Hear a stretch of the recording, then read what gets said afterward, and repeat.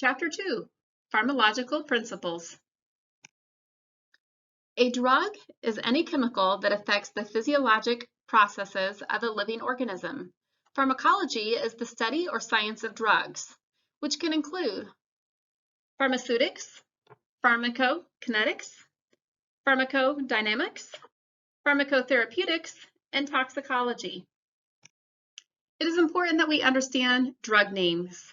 The chemical name describes the drug's chemical composition, whereas the generic name is usually much shorter and simpler than the chemical name, and patients often only know the generic name.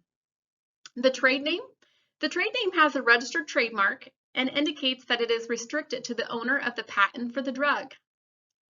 Names are usually shorter and easier to pronounce and remember than the generic names. Drug classifications. So drugs are grouped together based on their similar properties. That can be structure or therapeutic uses, but with structure, an example would be a beta blocker. And then that beta blocker could be further broken down into a subclass, whether it was a selective or non-selective beta blocker. When we're talking about therapeutic uses, that could be an antibiotic, an antihypertensive, or an antidepressant. If we look at antibiotics, a subclass for that could be penicillin. Pharmaceutics is the study of how various drug forms influence the way in which the drug affects the body. Dosage forms can include enteral, parenteral, and topical. It is important that we do not crush drugs that have SR for slow release, SA for sustained action, CR for controlled release, XL for extended length, or XT for extended time, as these are extended release formulas. Pharmacokinetics is the study of what happens to a drug from the time it's put into the body until all metabolites have left the body. And there are 4 phases: absorption, distribution, metabolism, and excretion. Absorption is the movement of a drug from its site of administration into the bloodstream for distribution to the tissues. A drug that is absorbed into the intestine must first pass through the liver before it reaches the systemic circulation. And as a result, some of that drug is chemically changed into inactive metabolites. First pass effects reduce the bioavailability of a drug. Enteral route. It's absorbed into the systemic circulation through oral, gastric, or small intestine. Oral includes pills, tablets, and liquids, and many things can affect their absorption. Sublingual is placed under the tongue and absorbed rapidly. Buccal is placed between the cheek and the gum and also absorbed rapidly.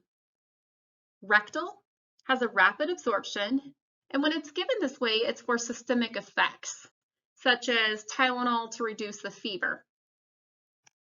First pass effect. If a large proportion of a drug is chemically changed into inactive metabolites in the liver, then a smaller amount of the drug will pass into circulation or be bioavailable, and is said to have a high first pass effect.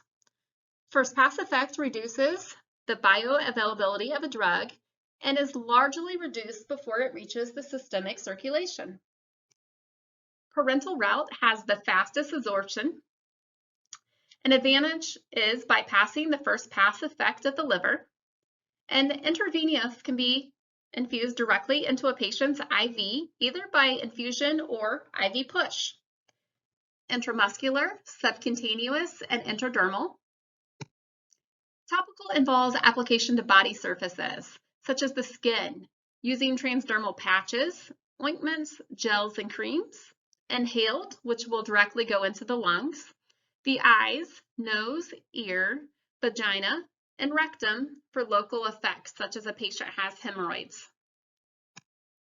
Distribution. Transport of a drug by the bloodstream to its site of action. Albumin is one of the most common blood proteins, and it carries the majority of blood protein molecules. If we have a patient that has low albumin levels, it can cause issues with protein-bound drugs, allowing the drug to be a free drug in the plasma and allowing for higher drug levels, which in return can increase the risk of toxicity in patients. Metabolism. The liver is responsible for the metabolism of drugs. It is also known as biotransformation, as it involves the biochemical alteration of a drug into inactive metabolites. A prodrug is an inactive drug dosage form that is converted into an active metabolite by various biochemical reactions once it's inside the body. Many drugs can inhibit drug metabolizing enzymes, called enzyme inhibitors.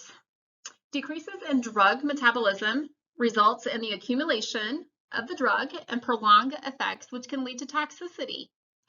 Drugs that stimulate drug metabolism are called enzyme inducers, and this can decrease the pharmacologic effects. Excretion can be defined as the elimination of drugs from the body, and the kidneys are the primary organ responsible for that. So if we have a patient that has any sort of renal dysfunction, they could be at risk for not being able to excrete drugs properly. Half-life is the time required for half or 50% of a given drug to be removed from the body. It measures the rate a drug is eliminated. Understanding the concept of half-life is very useful for determining excretion and steady state concentrations for specific drugs. Steady state is when the amount of a drug removed via elimination is equal to the amount of drug that was absorbed. Onset, peak, and duration. So peak and trough are used to describe drug concentrations. And there's several drugs out there that we monitor drug levels for using a peak and trough. The onset of action is the time required for the drug to have a therapeutic response. And the peak is when that drug is at its maximum therapeutic response. And we see the highest blood levels at that time. The trough, we see the lowest blood levels. Toxicity can occur if the blood level is above the peak, and then non-therapeutic is when the blood level is below the trough. Pharmacodynamics is the mechanism of drug action in living tissues.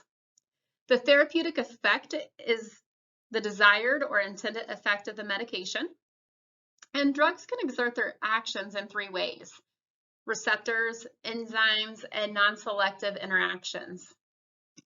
Drug receptor interactions. Agonist. The drug binds to the receptor and there is a response. Antagonist. The drug binds to the receptor, but there is no response. The drug prevents binding of agonist. Pharmacotherapeutics is the treatment of pathologic conditions using drugs. Contraindication for a medication is any patient condition that makes the use of a medication dangerous for a patient. There's several types of therapies. Acute.